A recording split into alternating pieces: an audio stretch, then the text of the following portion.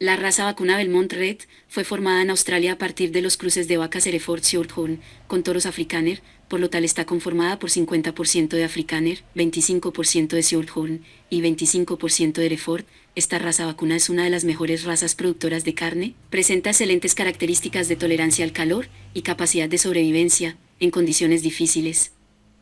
Características de la raza vacuna Belmont Red.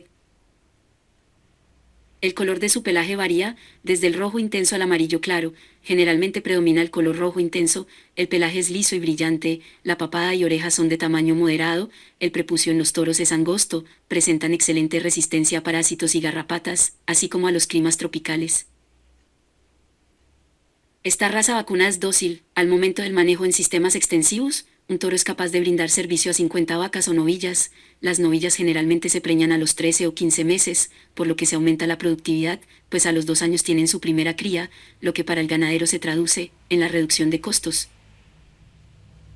Los ejemplares de esta raza vacuna han demostrado excelente ganancia de peso diario, con buen rendimiento productivo y excelentes características en la carcasa, llegando a superar a la raza vacuna Hereford en un 20% y a la Simmental en un 12% en características de la carcasa. En sistemas extensivos de pastoreo, esta raza vacuna ha presentado pesos al nacimiento de aproximadamente 31 kilos, al momento del destete 191 kilos, a los 18 meses alcanzan pesos de 352 kilos.